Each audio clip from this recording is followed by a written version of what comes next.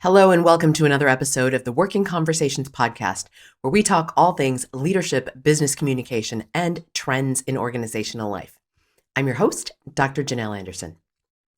Starting in 2016, a statistic was bandied around like the latest internet meme. You've probably heard it. 65% of children entering school will ultimately work in a job that doesn't exist today. It challenged everyone from teachers to parents. How do we prepare our children for the working world when we don't know what it will look like? Well, it's really unclear where that statistic came from.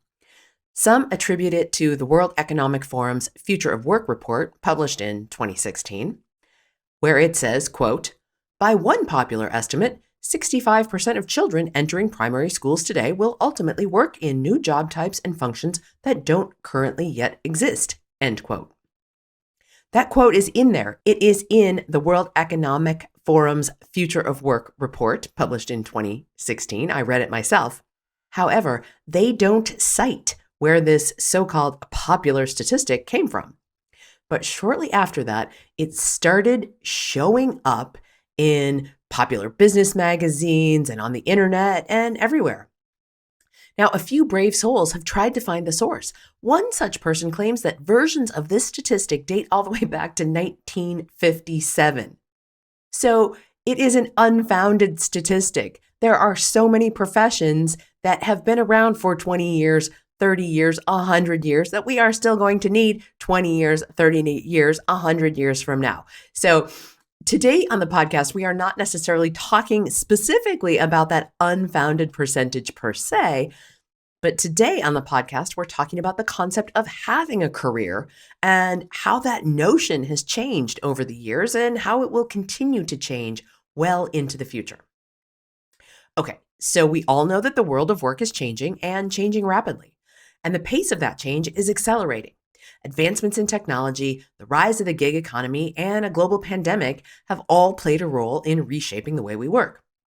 In this episode, we're going to explore the changes this has had on the meaning of the word career. Is career even relevant in today's world and into the future?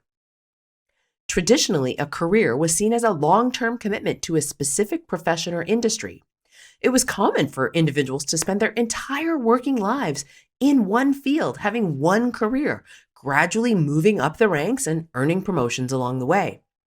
This linear career path was seen as the ideal, with stability and job security being the primary concerns. Occasionally, people made a career change, and it was kind of a big deal. Let's take my dad, for example. He was raised on a farm, and he intended to be a farmer. He worked on the farm that his parents ran while he was growing up, and after he graduated from high school, he went into the U.S. Army. At that particular point in time, it wasn't easy to get a job right out of high school without further training, either in college or in the armed forces. His family didn't have the means to pay for college, so he went the service route and enlisted in the United States Army. He was planning on serving the 4 years that he committed to, and then upon his discharge, using the GI Bill to gain access to college so that he could take classes to learn about advanced agricultural practices that would make him a better and more profitable farmer. Now, if you're not familiar with the GI Bill, also called Servicemen's Readjustment Act, it came out after World War II when the United States government began providing education and other benefits to those who had served in the armed forces during the war. The benefits were later extended to those who had served in the armed forces even after World War II, which was the case for my dad. He was a kid when World War II was going on. Okay, so there's your brief United States history lesson. Now, back to my dad's story. He was going to serve his time in the military, cash in on the educational benefits, and start a profitable farming operation. Sounds like a good plan, doesn't it? Well, things took a bit of a turn in his life when his father, my grandfather, died unexpectedly while my dad was in the Army. They gave him an honorable early discharge because he was needed at home to help run the family farm. And he farmed in the family business until it was time for him to go off on his own. He and my mom got married. They rented a farm to run for themselves, and he continued his career in agriculture as a farmer until his back couldn't take it. If you're not familiar with farm work, it is physically demanding hard work. more so then than now. Now we have advanced machinery doing a lot of the literal heavy lifting, but back then it was backbreaking work. With the physical demands of the work outpacing his back, my dad made a career change. Again, back then this was a big deal. He had a family to support, and at that time, my mom's job was to help on the farm. She drove tractor, helped with various aspects of the farming operation, but she also had 3 rambunctious kids to look after. During this career change, my dad was presumably taking quite a risk, leaving a career that he had known for his whole life, one that had financially supported himself, my mom, and my 2 brothers and me. His career change was significant. He totally retooled. He still had his GI Bill credits. He hadn't used them. So he went to a local technical college and studied to become a machinist. Get it? He totally retooled. As a machinist, he would work in factories, in the shop, repairing manufacturing equipment when it broke down, and conducting routine maintenance on factory equipment to prevent it from breaking down. And as a machinist, he was qualified to make new parts for machines when they needed them. Again, this was a significant career change. It also led to a change in housing. There was no farmhouse to live in any longer because my parents weren't farming. When they stopped farming and renting the farm that they were using, they had to move too. Talk about a significant change. Not only did his career change, but so did our family's housing and our community. My parents decided to move about 45 miles away to a house on a lake, the house that I grew up in for most of my life. I was a year and a half old when we moved. Now, the rest of my dad's career remained, for the most part, as a machinist. He changed companies a number of times, and he even stepped away from manufacturing to teach for a while at that same technical college in the program where he learned to be a machinist, before returning back to a 3M manufacturing plant where he had worked earlier. He finished his career and retired from there. Now, if you think about the career that he initially had and the change that he made, that's just how it was in those days. You had a career.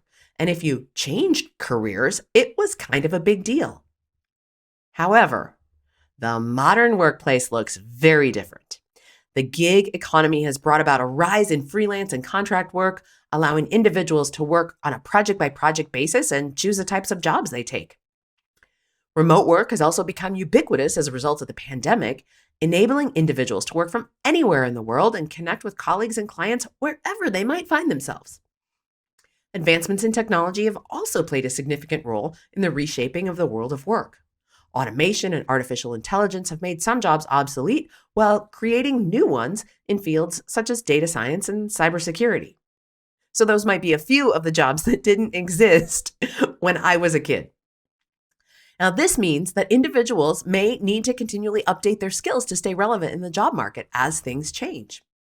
As a result of these broad, sweeping changes, the definition of career itself has shifted. Rather than a long-term commitment to a single field, a career is now seen as a series of experiences and learning opportunities, jobs here and jobs there. Individuals may move between different roles and industries throughout their working lives, continually learning and growing. The changing definition of career is also linked to a shift in values among younger generations. As you well know from listening to this podcast, millennials and Gen Z prioritize work-life balance, personal fulfillment, and social impact over job security and financial stability. They're less likely to stay in a job that they don't enjoy and more likely to prioritize their mental health and well-being over sticking with a particular company or a particular career like one did back in the day. This shift in values has led to the rise of what's come to be known as the portfolio career. Rather than working for a single employer, individuals may have multiple part-time jobs or freelance gigs that allow them to pursue their passions and maintain a flexible schedule, gathering up examples of their work in that portfolio. This type of career path may be particularly attractive to individuals who value autonomy and flexibility in their work. Is it a traditional career? I'd be quick to say no. But I'm also quick to question whether the conception of career as we traditionally think of it is meaningful or useful in today's world and well into the future. I don't really think it is. I think it has changed and it will continue to change because the future of work will continue to evolve in the coming years. Again, automation and AI are expected to impact even more industries than they already do now, which means that individuals will continually need to update their skills to stay competitive in the job market. Remote work and freelancing will become even more common as companies recognize the benefits of a more flexible workforce and as the labor market gets even tighter and workers, notice I don't say employees here, I say workers, continue to demand the flexible work arrangements they so desire. And the continued rise of the gig economy may lead to the development of new platforms and technologies that make it even easier for individuals to find and secure work, mitigating some of the risk of being a gig worker. So what does this all mean for individuals who are just starting out in their careers or looking to make a change? Or kids who are just starting school now? Guess what? I am not going to tell you that 65% of the jobs that they will have don't exist yet. If you have a kindergartner now, I'm going to make a serious wager that we will still have plenty of teachers and doctors and nurses and farmers and bus drivers and software engineers and garbage collectors and marketers and so on. The specific tasks within those professions may change as technology changes. Hello, artificial intelligence. But most of those professions will still exist in a recognizable form when your little one completes their formal education and heads off into the workforce. Instead of perpetuating that perhaps fictional statistic because we still can't figure out where it came from, I'm going to provide you with some tips to help navigate the changing landscape of work. Turns out I can answer the question of how to prepare children for the working world when we don't know what it will look like. And it works for those of us who are in the world of work right now as well. And for the record, these tips are future-proof. That is, I have every confidence that they will be as useful in 2 decades as they are today. So here they are. Number 1, develop a personal brand. Whether you are part of the gig economy or climbing the ranks in a traditional corporation, it is becoming increasingly important to develop a brand that sets you apart from the competition. If you want to be part of the gig economy, consider creating a website, building a social media presence, writing a blog, and on to showcase your skills and expertise. And if you're on the inside of a corporate setting, do all those same things. Have a presence on your corporate intranet. Be active on your internal social media channels like Yammer, Google Workspace, Slack, or whatever platforms you use to stay connected, doing the work, and socially.